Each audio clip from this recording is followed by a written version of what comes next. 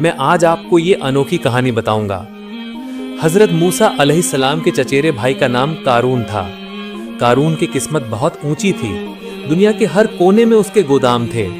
उसकी नावें और जहाज हर नदी और समंदर में झुंड में तैरते थे। वो दुनिया के हर व्यापारी का एकमात्र कर्जदाता था। वो हर कारोबार का मुख्य व्यक्ति था। वो खुद कारोबार करता था और रोजाना लाखों कमाता था। हजरत मूसा अलैहिस्सलाम उससे बहुत प्यार करते थे। उन्होंने प्यार से उसे मिट्टी से सोना बनाने की कला सिखाई थी। हर जगह इतना पैसा आता था कि वो गिनती से बाहर था। पैसे के बदले में वो हीरे, कीमती पत्थर, मोती, रत्न, चून, पन्ना, जे खरीदता था और लाखों संदूक भर देता था। वो उन संदूकों की चाबियों को एक मजबूत संदूक में रखता था और उस संदूक की चाबी को अपनी कमर की रस्सी से बांधकर लटकाए रखता था।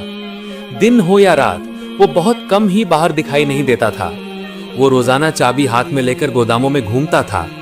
आप शायद सोच रहे होंगे कि वो यकीनन इतने पैसों और दौलत के प्रति बहुत आकर्षित होगा।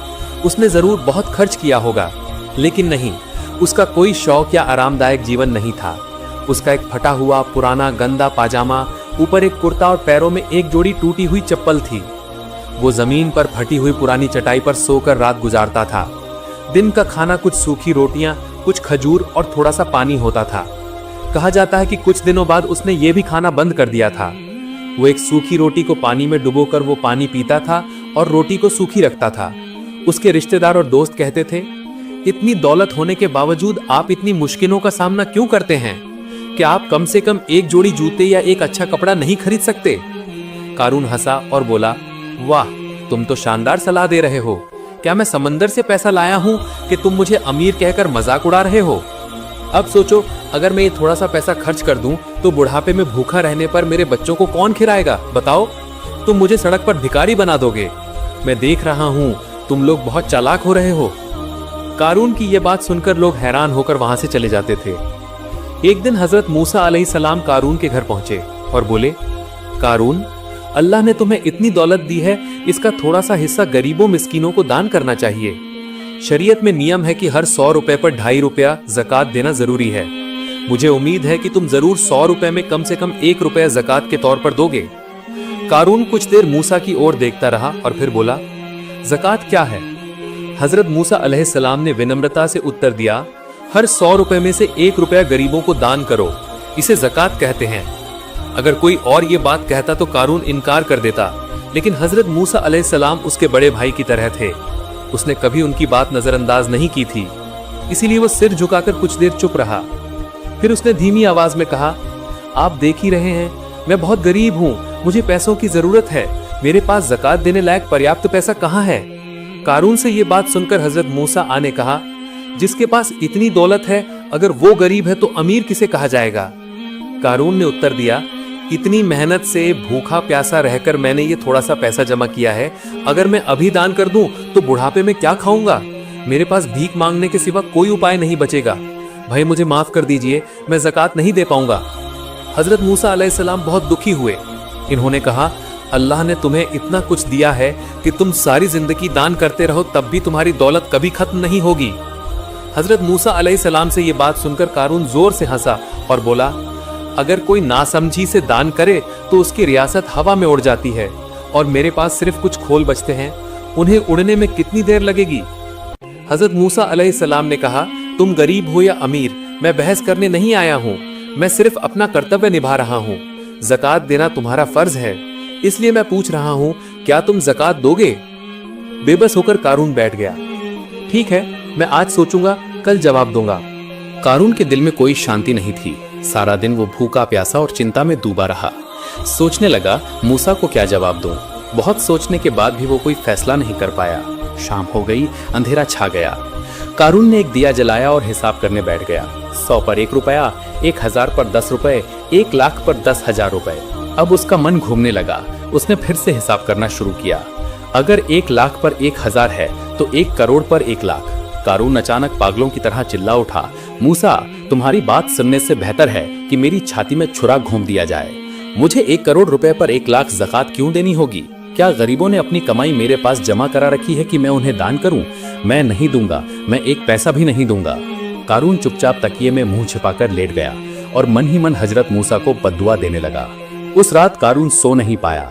अचानक उसकी नजर दिए की लौ पर पड़ी। सारा तेल जल गया, फिर भी एक पैसा भी कमाई नहीं हुई। उसने दिया बुझा दिया।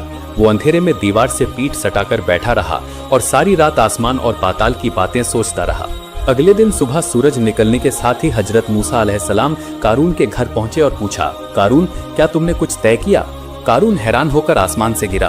उसने पूछा, तुम तय करने की क्या बात कर रहे हो? ओहो, मैं ज़कात की बात तो बिल्कुल भूल ही गया था। ठीक है, आज जाओ, मैं कल तुम्हारे सवाल का जवाब जरूर दूंगा। मूसा अलैहिस्सलाम वहां से चले गए, लेकिन अगला दिन आया, वही बहाना, वही टालमटोल। हर दिन ऐसे ही चलता रहा। कारून ने झूठ, चालाकी और अहंकार में अपने दिन गुजारे। एक दिन मूसा अलैहिस्सलाम ने गुस्से में कहा, तुम्हें शर्म नहीं आती? तुम रोजाना बहाना बनाते हो। अब मैं स्पष्ट उत्तर चाहता हूँ, तुम ज़कात दोगे या नहीं? कारून गुस्से से गरज उठा, क्या तुम्हें लगता है कि मैं कुछ समझ नहीं रहा हूँ? भूखा प्यासा रहकर कितनी मेहनत से मैंने ये दौलत कमाई है।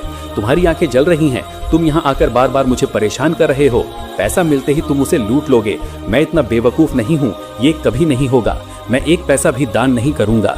तुम जो करना चाहते हो वही करो। कारून की बात सुनकर मूसा अलैहिस्सलाम हैरान रह गए, लेकिन निराश नहीं हुए। उन्होंने और कई दिन तक कारून को समझाने की कोशिश की। उसे अल्लाह की सजा की धमकी दी, जहन्नम के कष्ट और जन्नत की नेमतों के बारे में बताया, लेकिन कारून उसी जगह रहा। उसका दिल नहीं पिघला, ना ही वो बदला। अब मूसा अलैहिस्सलाम बेबस हो गए। उन्होंने हाथ उठाकर दुआ की, हे मेरे रब, मैंने कारून को नेक कामों की ओर लाने के लिए, उसे दान करने के लिए कहने के लिए भरसक कोशिश की थी, लेकिन वो राजी नहीं हुआ। अब तुम बताओ, मुझे क्या करना चाहिए? तब जिब्रील अलैहिस्सलाम अल्लाह की ओर से एक पैगाम लेकर आए। उन्होंने कहा, मूसा, बनी इसराइल को मिस्र छोड़कर जाने को कहो। मूसा अलैहिस्सलाम ने अल्लाह के इस आदेश को मान लिया। फिर जिब्रील ने कहा, अब से जमीन तुम्हारे अधीन रहेगी, तुम इसके जरिए जो चाहो कर सकते हो।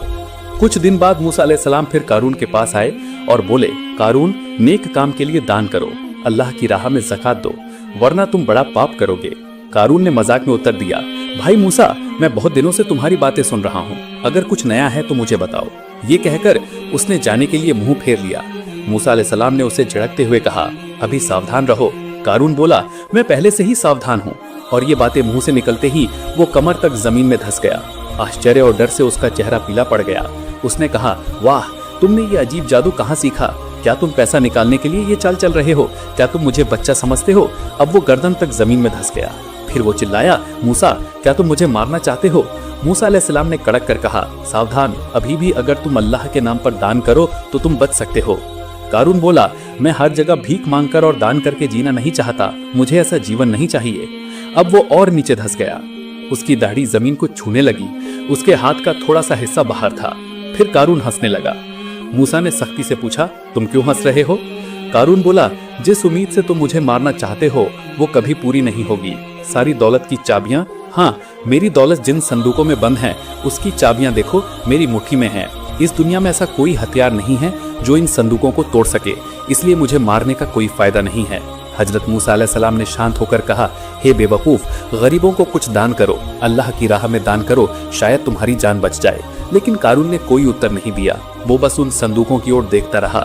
मूसा ने फिर पूछा, कारून, क्या तुम्हें जीने की थोड़ी सी भी इच्छा नहीं है? कारून ने हजरत मूसा अलैहिस्सलाम की ओर न देखते हुए चिल्लाया, ना, बिल्कुल नहीं। हजरत मूसा अलैहिस्सलाम ने पूछा, लेकिन क्यों? अगर तुम जीना नहीं चाहते तो कारण क्या है? कारून बोला, तुम जानना चाहते हो क्यों? क्योंकि अगर मैं जिंदा रहा तो तुम लोग मुझे अमीर कहकर पागल कर दोगे। फिर दान के नाम पर, ज़कात के नाम पर तुम मेरी सारी दौलत लूटकर मुझे सड़क पर फेंक दोगे। मेरे पास कुछ पैसा रहते हुए मर जाना ही बेहतर है।